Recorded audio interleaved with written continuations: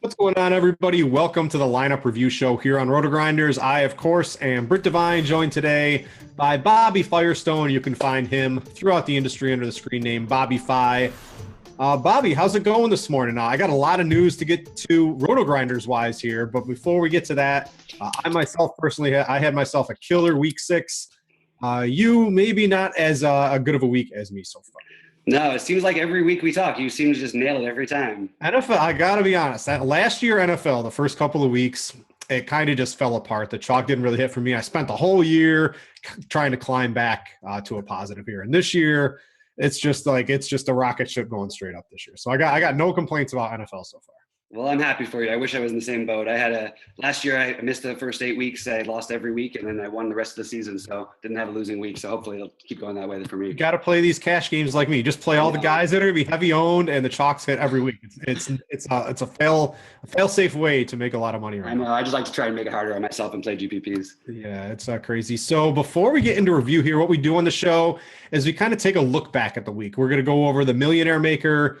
There was a guy in the Millionaire Maker. He won all the money. His core went absolutely off. We'll talk about that and the strategy he used. I absolutely love it.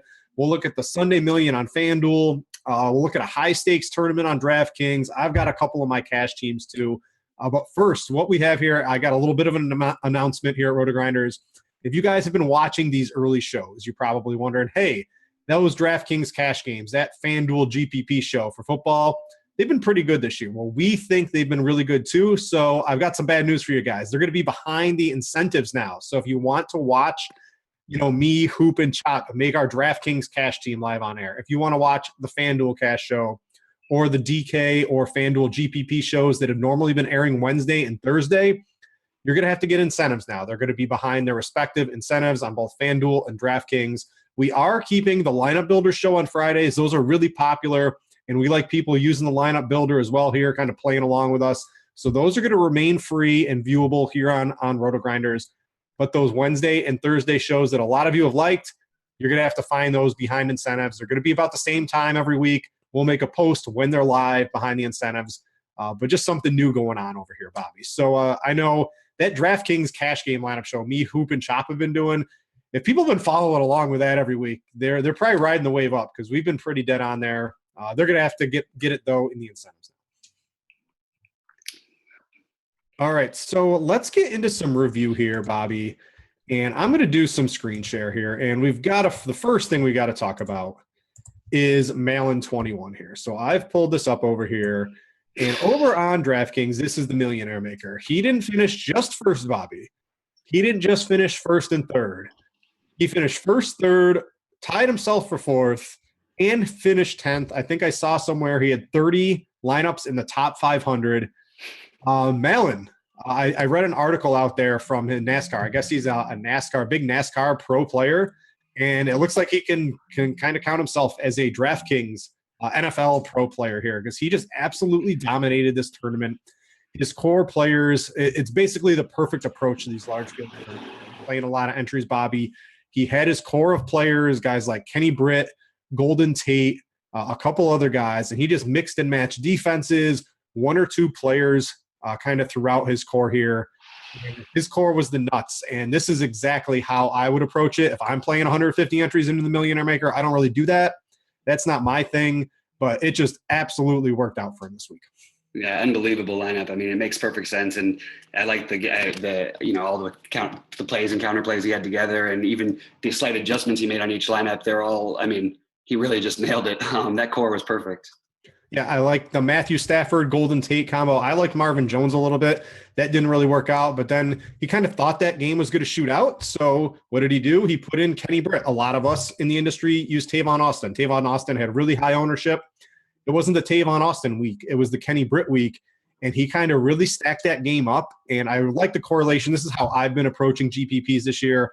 I'll take a quarterback and a receiver, and then I'll usually take a receiver opposite of them in the same game, if not multiple receivers from that game here. So his core of Stafford, Britt, and Tate, he basically had that everywhere, and that really propelled him to a huge day. He had a couple chalk plays. Le'Veon Bell, LaShawn McCoy. I was in a 100-man 50-50.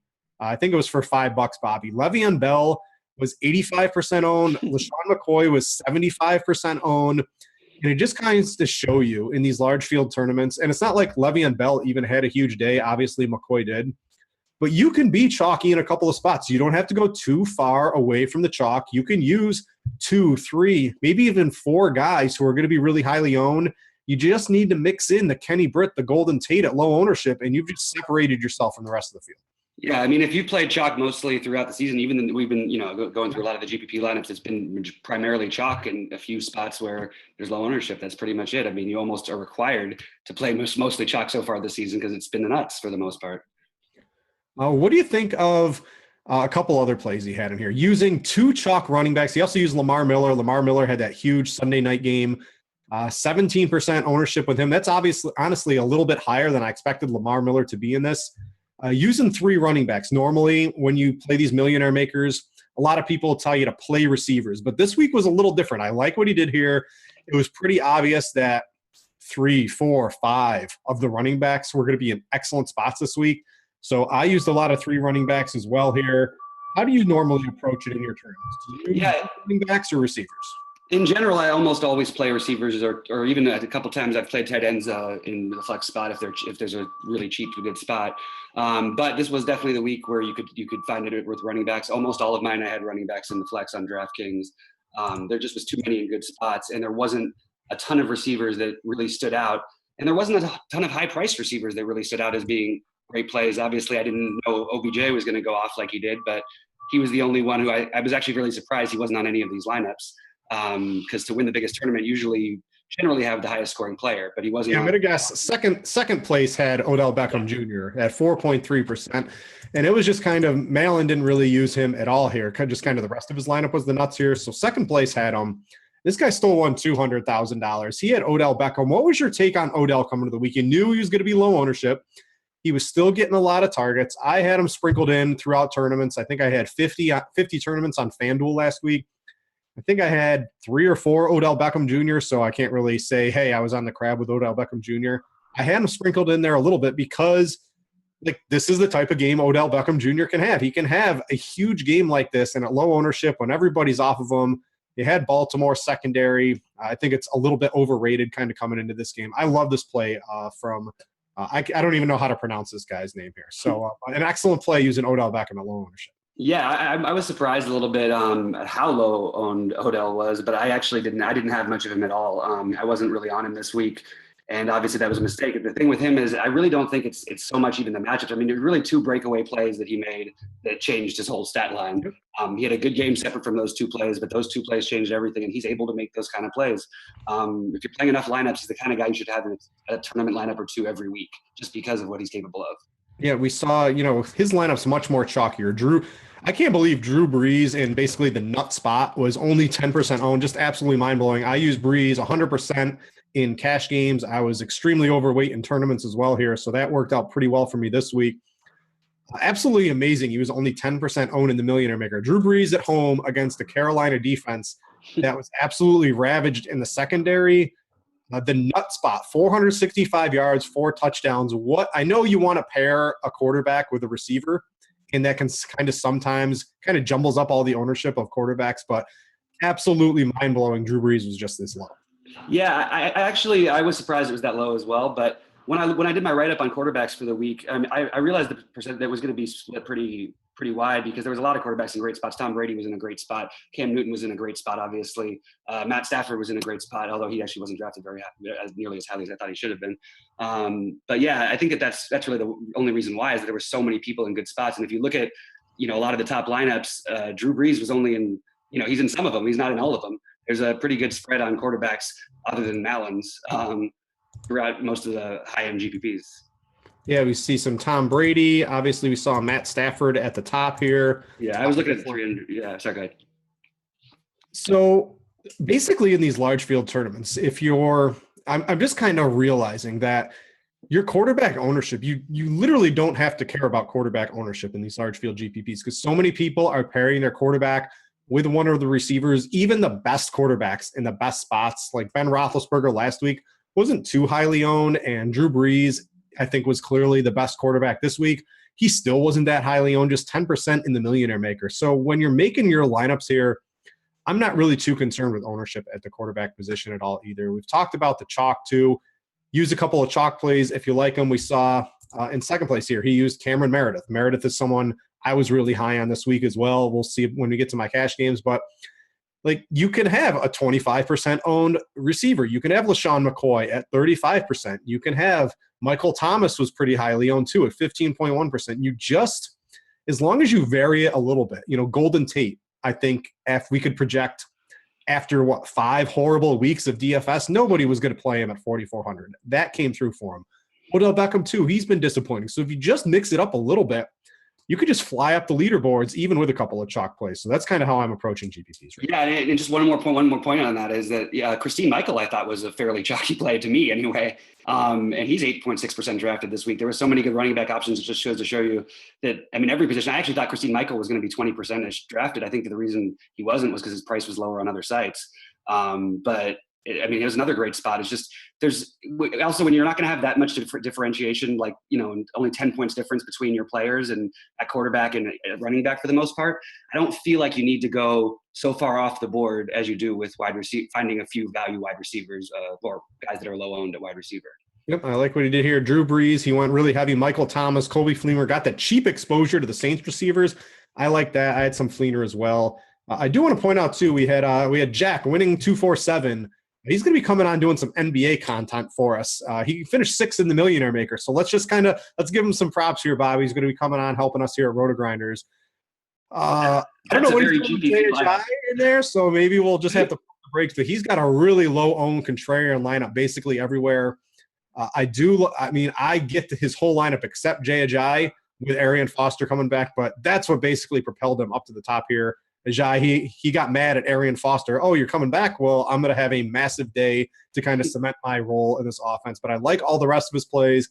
Elliott, low-owned, Kenny Britt, Brandon Cooks at home on the turf against the bad defense with Drew Brees throwing the ball in the Superdome is 7.5% owned, mind-blowing. Yeah, I have no idea why that happened. And it was actually lower owned at the higher buy-in tournaments, too. It's very strange. I don't understand it. Terrell Pryor, I love this pick. I had a couple of Terrell Pryor. Obviously, I didn't have enough of them here.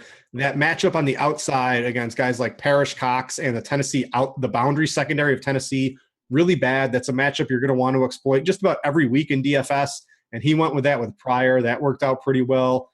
Greg Olsen, Meredith. He got the 2 defensive TDs from the Eagles. That happens sometimes. The Eagles are pretty good at it this year, too. So I like that pick here. But just wanted to give him a little props, too. He's coming on for NBA, and looks like he's going to have plenty of money to splash around in basketball here, Bobby. Yeah, it's a nice win. Nice win for him right before the season. So congratulations again, Malin 21, a monster week. I think he approached this really well. When you're playing these large field tournaments and you're making a lot of entries, even if it's a $1 tournament or a $2 tournament, this is how you want to do it. You want to make a core of 4, 5, 6 players, mix around a couple of other players around those guys, and then when you hit, you get the best chance at putting yourself in first place to win the top prize, and that's exactly what he did here. I love the way he approached it, and a big congrats. Basically didn't let anybody else win any of the money on DraftKings this week. Let's go to FanDuel. This is the Sunday Million here. We got Dago 3. I don't know who this guy is, and Oak Towns J. Again, I don't know who you are. If you're out there, congratulations, though, because you won $300,000 and $125,000 over on FanDuel. And these lineups, the first thing I noticed, Bobby, is there's 2 basically blanks. The Dago, he had Brashard Perryman. Oak Towns, he had Chris Conley. Still able to win all the money with basically not a 0, but something pretty close to it here. I really like the lineup construction all around. You had Drew Brees, Cooks, Fleener. These guys basically went all in on the Saints passing game. It really worked out. Obviously, that was kind of a no-brainer play looking back on it. He mixed in the chalky plays of LaShawn McCoy. Miller got some decent ownership. But I really like what he did here. But it still proves you don't have to hit everything to even win $300,000 anymore. You can win the top prize and not really have a spot or 2 that goes off. It's kind of amazing to think a tournament with 75,000 people, you're going to have 75,000 entries. He had the Packers D and Bills D, too. Like, basically 2 spots didn't really even go off for him. Yeah, and your 2 lowest owned, spots, too, which is kind of interesting. Like, most of the rest, it's not like chalky, but you've got 8% OBJ, 15% for Cooks, 14% for Miller. It's not like, and then, his lowest percentage guys didn't even show up, and he still took all the money. it's amazing. You really don't, you can go more with the flow, go more with the chalk than you think you can these days. So I want to get your thoughts on this, how I've been approaching tournaments. I want to talk about defense, special teams, and maybe kicker a little bit here too. So on FanDuel, like we see the Bills here, 30.6%, which is absolutely absurd to me in a tournament. Defense and kicker are some of the highest variance spots you're going to find in all of daily fantasy. So like the Bills defense, who was kind of the other chalk coming in this week. The Bears ended up pretty popular over on DraftKings, but I think the Bills were the clear chalk. Mm-hmm. I basically had 0 Bills GPP exposure because there's so much variance, and they could easily end up with 6 or 10 or 4, and you're usually not going to win a tournament with the chalkiest defense because they still end up being completely overowned. Like there's no reason for the chalk defense in a GPP to be 30% on. So I basically always eliminate the chalk 1 or 2 defenses from my tournament teams. It's the most variance, and I just kind of hope 50% of the crowd gets taken out with the top 2 defenses each week. Yeah, I tend to agree with you. I think that sometimes if there's an exceptional spot and it's a young quarterback and you're playing against like Seattle or something. Yeah, if like the Browns went to Seattle this week, I would play Seattle, but Seattle would also be 50% owned, which is just absolutely crazy for a defense. Right. It is. And if you had injuries and you got some backup quarterback, a third stringer, and there's going to be a few picks in the game and more chances to score for the defense. It's just every now and then, maybe not. But for the most part, I tend to agree with you that taking somebody at 30% ownership on a defense or a kicker is not really worth it because they are, like you said, they're 2 of the most high variance spots in GPPs. Yeah, kicker too. I noticed Nick Novak he's had a couple of good weeks. We saw this with the Washington Redskins kicker too, Hopkins. After a couple of good weeks, he went from about 2% owned. The next week, he was about almost 50% owned in cash games, which translates to high kicker ownership in tournaments as well. And we kind of saw that with Novak. He's had a couple of good games, and he goes from 1% to I think he was like 20 or 30% owned last week. It's just those are the guys you need to be able to kind of figure out, especially at defense and kicker, who the chalk is, and just kind of eliminate the top 2 or 3 guys at those positions because you can get a huge edge if the field goes to the chalk spot at the most volatile position. It's not going to work out for them maybe about 1 or 2 times during the year here. So that's something I've really been trying to do on FanDuel is eliminate those from my roster construction. And maybe it hasn't worked out yet, but I think in the long run, I'll get a little bit edge. Yeah, I think it's a very sound strategy. It makes a lot of sense. So we see Odell Beckham on both of these guys. We talked about Odell a little bit. Lamar Miller, I had, I think maybe 1 share of Lamar Miller. He wasn't someone I was really using because I was really heavily invested into Le'Veon Bell and LaShawn McCoy. I was going chalk at running back and kind of mixing up my receiver spots. So explain to me Miller. He's still 15% owned. He hadn't fallen into the end zone at all this year. I get why a lot of people were on him, but it was just $300 more for McCoy. Le'Veon Bell had a floor game, and he still had around 15 fantasy points. He could have had himself a huge game. But Miller was a pretty shrewd play here, and still at 14.4% kind of propelled these guys to the top. I loved Miller this week. I'm obsessed with any running backs, especially if they have the ability to catch the ball in the backfield against Indianapolis. It's just they're so bad at defending that. You get LaShawn McCoy this week, I think so. What's that? Yeah, so that's McCoy. So you get him at 50% ownership probably. But yeah, the thing is, and what I liked about Miller is it was a good pivot a little bit from the chalk, and I actually thought that he was along with LaShawn my favorite plays. I thought that Le'Veon was so obvious, and I knew he was going to be so highly drafted. I knew LaShawn would be highly drafted, but I thought that Le'Veon was just going to be so through the roof, which it was. That I get pivoting to Miller, and I actually really like this lineup. I don't even think Perriman was the worst play in the world. I just think it didn't work out quite, but it's a great lineup. Yeah, I like Fleener at 6.2%. This was I kind of hit on this last week on the cash game show. This was the time last year when Ben Watson basically became Drew Brees' one of his favorite targets. And it's looking like Coby Fleener. Obviously, he got the rush TD, but he caught another one. He had himself a really big week. And at 5,600, 6.2% owned was, I guess that's just astonishing low for me in GPPs. You wanted to have parts of that Saints passing game and to get one of the cheapest parts along with Michael Thomas for so cheap and not have him be 10 or 15% owned, just mind-blowing. I think a lot of people overlooked Fleener this week. Yeah. I think it's interesting to point out just that if you look at the ownership percentages, it was about almost exactly half Cooks was on DraftKings, what it is on FanDuel. I think the pricing has a huge amount to do with that, and people get caught up if they see a price on somebody on one of the sites and they go, oh, we can only use them on FanDuel. I tend to think as a GPP play, you can go the other way. And I preferred Cooks on DraftKings because I knew he'd be lower owned because his price was higher percentage wise. And same thing with Fleener. Fleener's the opposite. He was slightly percentage wise cheaper on DraftKings, but he was drafted twice as much as on DraftKings as he was on FanDuel. It's interesting. So big congrats to Dago3, $300,000. Not a bad Sunday. Oaktowns Jay, $125,000. I have myself a good week, Bobby, but it's nowhere near that good. So congratulations to those two. If you're out there, well-deserved, enjoy the money. Let's go to what I have here. That's the Millionaire Maker. We already talked about that. I have a high stakes. This is the $1,500 buy-in, the luxury box on DraftKings, Bobby. I know sometimes you'll mess around in these really high stakes tournaments here. So I just kind of wanted to break down a couple of these guys at the top and see, smaller fields, really sharp people. What are these guys doing? What are some of the sharp plays doing here at the top? So this is Jay Grizz. I don't really follow the $1,500 prize pools too often here. I'm not familiar with his name, but he had himself a great day here in this tournament here. So break down his lineup. What's the most shocking thing you see here? The first thing I see, maybe not from his lineup, he had Tavon Austin, but I use Tavon Austin in cash, so maybe I shouldn't be asking this. I used him a lot too. But why is Tavon Austin 31% owned in this $1,500 tournament? I mean, I guess because he's 3.9 and he's average. He's basically without getting in the. He hasn't gotten in the end zone yet, and he's averaging about 4x on his money.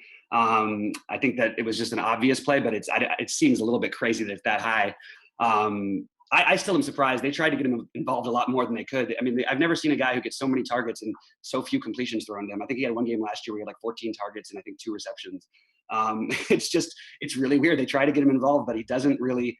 Every now and then he'll come through with one of those huge games, but he's not a guy who's almost treated like, and he was a cash game play for a lot of people this week, and I don't blame you for using him, but 31% is pretty crazy. Yeah, especially at $1,500. What I want to do here is normally in these huge buy-ins, we see it's basically a lot of people just kind of take their cash team, maybe make 1 or 2 pivots, and then they seem to throw it in here if it's not their exact cash team. But this seems kind of crazy for a cash team here. He's got a lot of low-owned guys, something we normally don't see in these huge buy-in tournaments. So he was on Odell Beckham, Golden Tate, Charles Clay came through. He had himself a decent day. He was cheap enough. Matt Jones, one of like 2 or 3 people to actually use him in this tournament. He had himself a big game here. So what's your take? I see Jay Grizz here. I haven't looked at some of these other guys. So I got Big T here. Big T finished 9th. In his tournament lineup, it's a lot more chalky, kind of what you expect in here. Mm-hmm.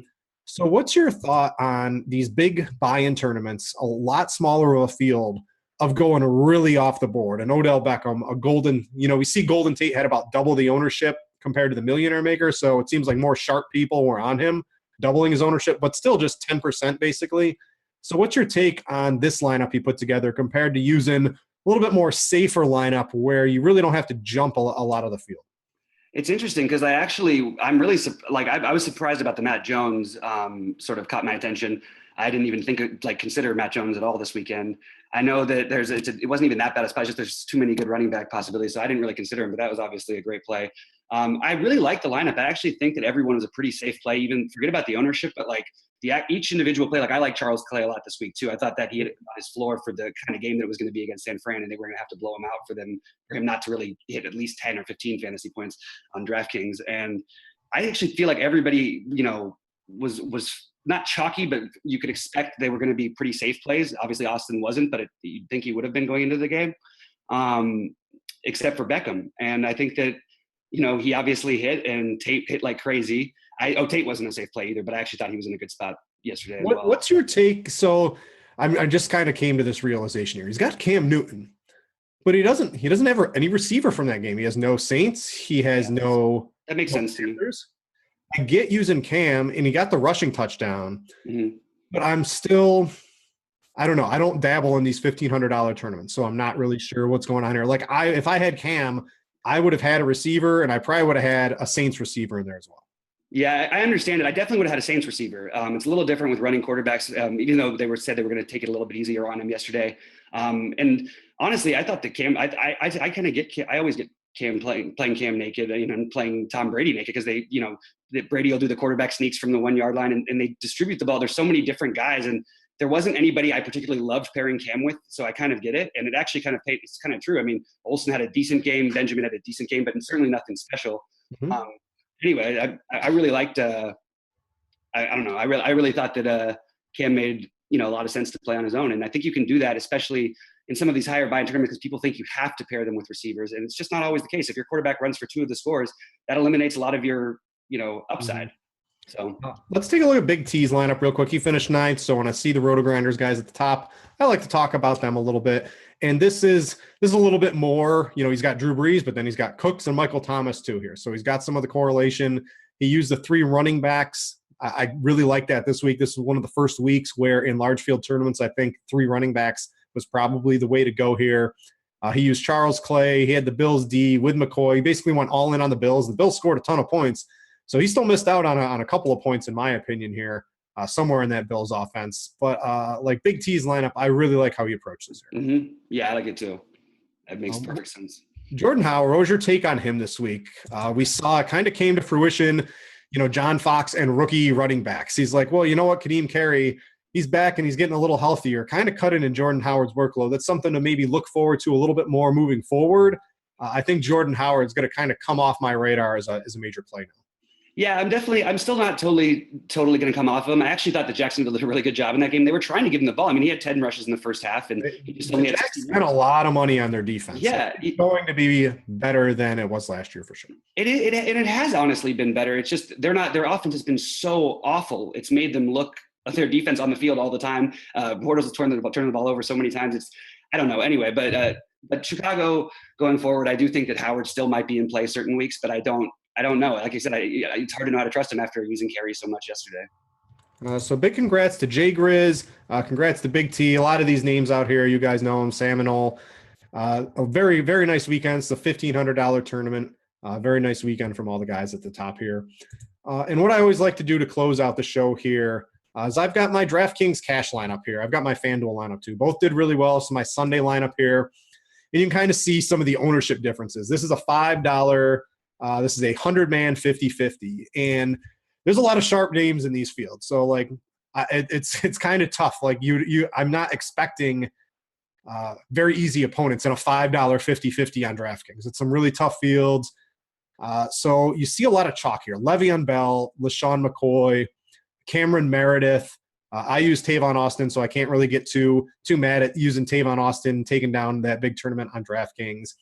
But what do you kind of take here? I use Drew Brees. He was my chalk quarterback everywhere. That worked out really well. I went cheap with Kobe Fleener because I just wanted a part of that passing game if I was going to use Brees. I just thought that was basically the nut spot for the entire Saints offense. I used some chalk. I went with Jarvis Landry. I liked him for a bounce-back week. I liked Randall Cobb. He didn't get any of those rushes I thought he was going to get. That's kind of why I put Randall Cobb in there. But it still ended up working out pretty well. Tavon didn't. The Giants D didn't.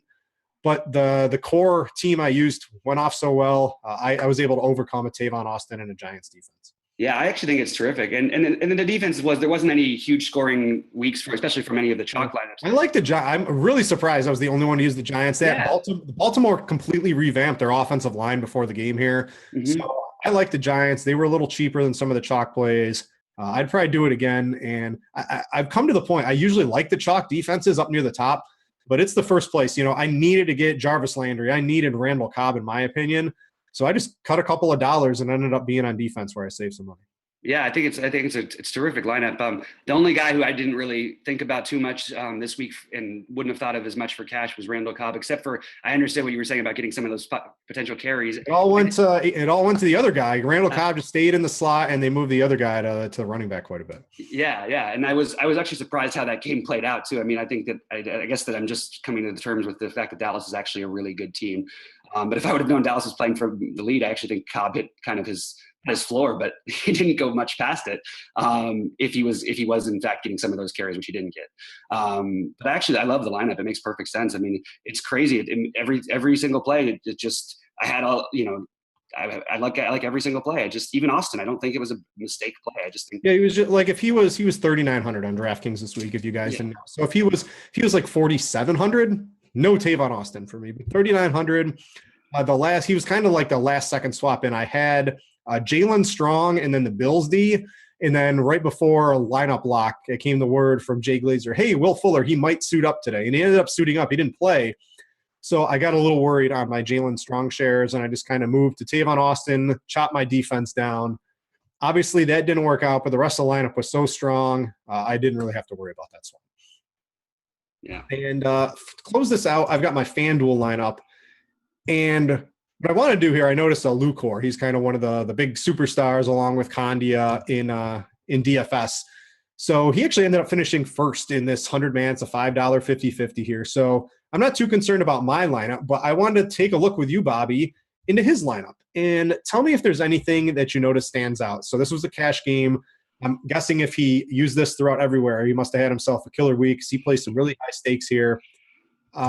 Take a look at his lineup and tell me what you think. I have no idea why anybody would have used OBJ for a cash game lineup this week. But we've seen kind of Kandia and Lucor in the past. I think it was last year. Was it the Sharkhandrick West week against Denver? They went in on them. They won all the money. They are not afraid. They kind of go through their process, and they're not really afraid if they have a play that really stands out to them and they have a lot of conviction. They are not afraid to put their money on it. Absolutely, and I love the Christine Michael play. By the way, I thought that he was a great. I thought he was a great cash game. But I thought he was a great play for every format of this week. I was surprised that he wasn't drafted. He was drafted as low as he was. Yeah, everybody was on. Look at my team: Le'Veon Bell, 68%; LaShawn McCoy, 55%; Cameron Meredith, almost 50%; Drew Brees had really high ownership in cash games, 33%. It's a big difference in those.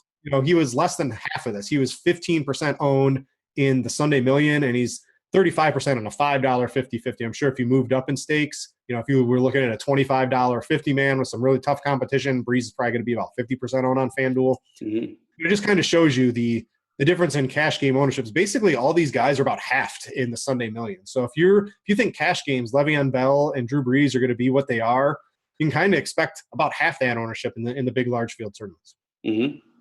Yeah, I think you're right. It's been the case so far.